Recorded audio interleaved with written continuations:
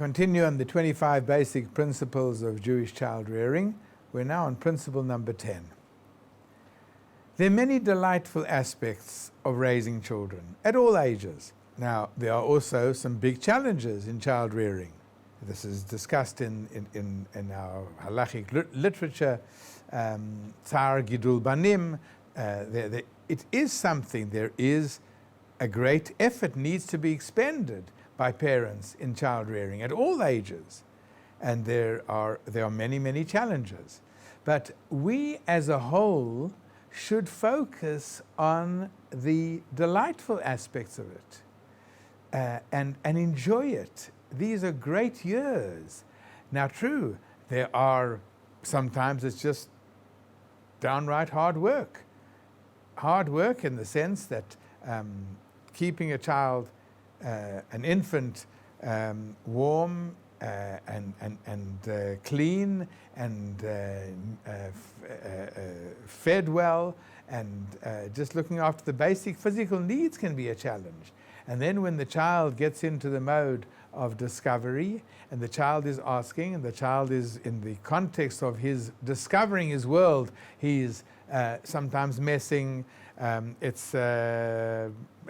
Sometimes a child can be sitting in a high chair eating a bowl of porridge, and the child is curious to see what would happen if I knock the bowl over and all the porridge lands on the floor. Be interesting to see what that looks like. Now, a parent can be quite frustrated. They just made the porridge and there's a nice clean floor around them, and the child, in the spirit of adventure and exploring, knocks over a bowl of porridge. So that can be a very frustrating burden. So obviously we've got to try and educate the child. We always have to educate the child in accordance with the child's ability to understand. A little baby can't understand these things. But when the child is educatable and the child can be spoken with, then parents will explain and parents will say, no, that's not what you do. And obviously, now these are all challenges. But yet there's so many delightful aspects. It's so exciting to see them. We should rather be looking at the humorous side of things sometimes and keep it, oh, this is delightful. This is my little toddler is trying to discover the world, and in the process of this, the child is doing all sorts of, gets up to all sorts of mischief and does all sorts of things which are difficult. I once read an article of a survey that was conducted. They took in the United States of America, they took a platoon of soldiers, of Marines. These are tough, hardened, well-trained soldiers, physically very fit. And they put them into a hall with a little toddler. And the instructions were, you've got to follow and do whatever the toddler does. The toddler runs around and trips, run around and trip. They have to just follow this toddler. He bangs into the wall, he tries to climb up the wall. A toddler is constantly active and experimenting and exploring. And these Marines had to, for the whole day, follow this toddler around and do what the toddler was doing. And at the end of the day, they had to bring medical staff to treat these Marines for exhaustion. Now, this is the typical life of a toddler.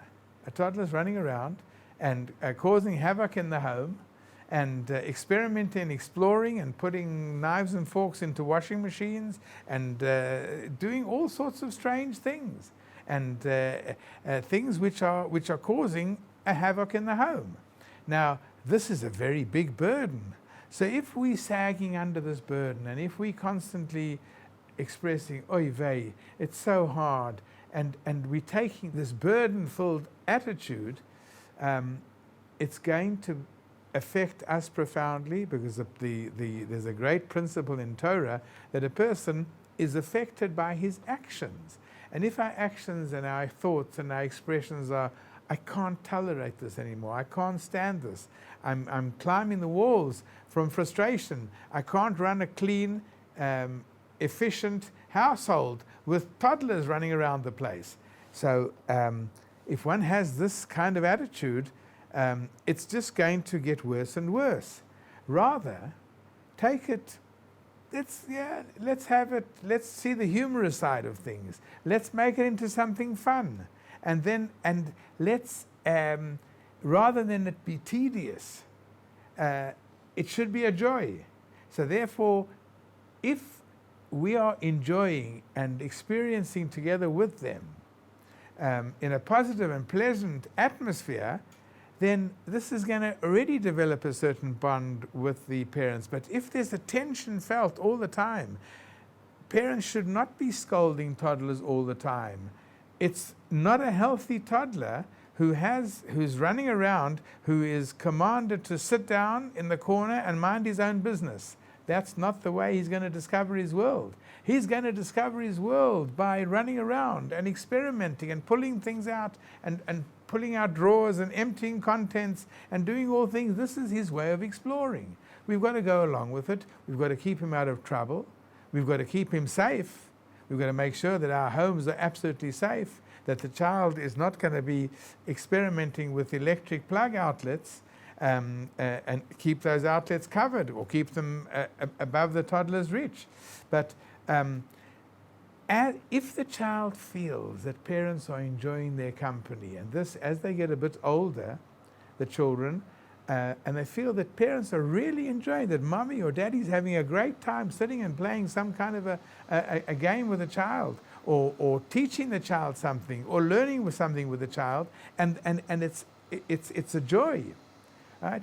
You know, the very typical scene is that it's a age-old custom that fathers learn with their fathers who are busy during the week. Shabbat is a great time for learning with a child. The little boy comes home and he's got a certain, depending his age, he's got there's certain aspects of Torah that has to be learned together with the father. The father's supposed to do chazarah, to do revision with the child on certain parts of his studies. So usually this takes place on Shabbat afternoon. Now we all know that Shabbat, after eating the cholent, the whole body is just craving sleep. And then if the father is a little bit grousy, is a little bit dozy, and he's expressing kind of frustration, oy vey, I've got to learn of the child now. And the child there, he wants to do this, he wants to discuss things, and the father's dozing off, and the father's just yearning for, that's not the right way of going about things. Rather, have that short little nap. Let the child play and have that short nap. A person becomes invigorated by a short nap, and have that short nap and feel more refreshed, then you can give it everything. A general golden principle is, when you with your children, be alert, be happy, don't be distracted by other things. The time given to the child must be quality time, and the child should never feel that he's a burden and he's taking away something, he's depriving the parent of something. He should feel that the parent wants to be with him, that the parent wants to experience, is enjoying his interaction with him, and this way it will create a much more healthy relationship.